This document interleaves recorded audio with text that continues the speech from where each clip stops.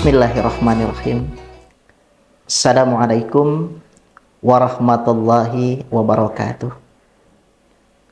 Alhamdulillahilladzi nazzalal furqana ala abdihi liyakuna lil alamina nadhira. Asyhadu an la ilaha illallah wahdahu la syarika lah wa asyhadu anna Muhammadan abduhu wa rasuluh. Allahumma shalli ala Muhammad wa ala alihi wa ashabihi ajma'in. Para pendengar yang dirahmati Allah dimanapun berada, pada kesempatan ini kita mencoba untuk melihat lebih jeli tentang poin-poin yang sangat penting dari ayat-ayat yang terkait dengan pelaksanaan puasa Ramadan. Dalam konteks ini adalah ayat 183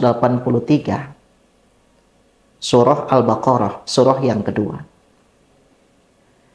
Di dalam ayat tersebut diawali dengan kalimat ya ayyuhalladzina amanu, hai orang-orang yang beriman.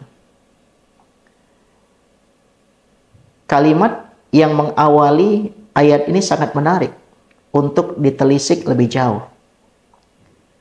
Menurut para pakar tafsir, ketika Allah SWT mengawali sebuah ayat dengan kalimat ya ayyuhalladzina amanu, ini merupakan sebuah simbol bahwa antara yang menyeru yaitu Allah dan orang-orang yang diseru yaitu orang-orang yang beriman memiliki relasi spiritual yang sangat dekat.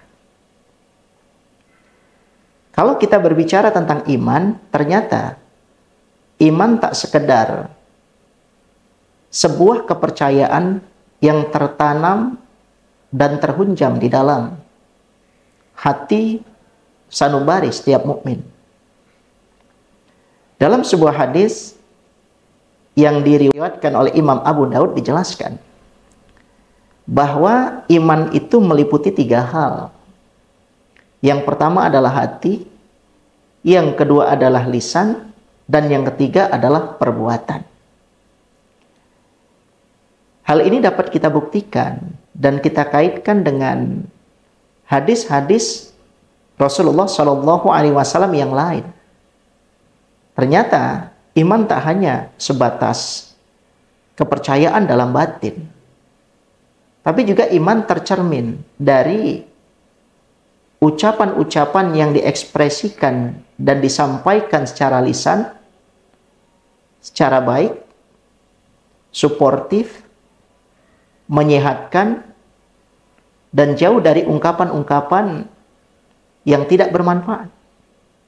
Dan muara dari iman itu adalah good behavior, akhlakul karimah.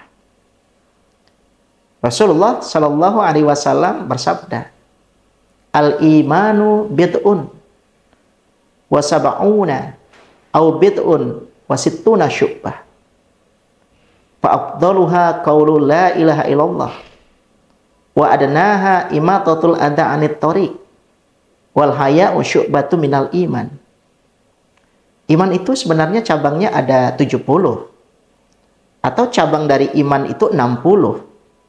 Yang paling tinggi adalah kalimat la ilaha illallah Muhammad Rasulullah. Iman yang paling rendah itu adalah menyingkirkan duri atau sejenisnya dari tengah jalan, sehingga orang-orang mudah berlalu di jalan tersebut. Dan ingat, malu itu sebagian daripada iman. Ternyata iman memang muaranya adalah etika publik yang harus kita praktekkan dalam kehidupan sehari-hari. Apakah selesai pada saat kita mengucapkan asyhadu alla ilaha illallah wa asyhadu anna Muhammadar Rasulullah? Selesai keimanan kita? Tidak.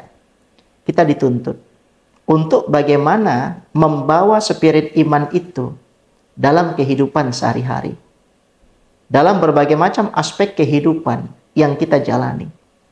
Sehingga kemudian iman terhunjam dalam batin, terucapkan lewat lisan, dan iman itu terimplementasi secara baik di sudut-sudut kehidupan di mana kita beraktivitas dalam kehidupan sehari-hari. Menarik sekiranya kita mencoba untuk menelusuri hadis dari Rasulullah Shallallahu Alaihi Wasallam terkait dengan iman pada sisi yang lain. Rasul bersabda, "Al-mu'minu ya'lafu wa yu'lab, wala khaira fi man la ya'lafu wa la yu'lab, wa khairun nas anfa'hum linnas." Seorang mukmin yang baik adalah yang dapat menerima orang lain. Seorang mukmin yang baik yang dapat diterima oleh lingkungannya. Dan tidak ada kebaikan bagi orang yang tidak bisa menerima orang lain dan tidak dapat diterima oleh lingkungannya. Ingat, sebaik-baik manusia adalah yang dapat memberikan manfaat kepada orang-orang yang ada di sekitarnya. Sebaik-baik manusia adalah yang dapat berkontribusi untuk kehidupan ini. Bahkan dalam hadis yang lain, Rasulullah Shallallahu Alaihi Wasallam juga bersabda, "La yu'minu ahadukum hatta yuhibba li akhihi ma yuhibbu li nafsihi." Iman kamu belum sempurna sebelum kamu mencintai saudaramu seumpama kamu mencintai diri sendiri. Sehingga kalau kita bicara tentang iman, kita bicara tentang hati.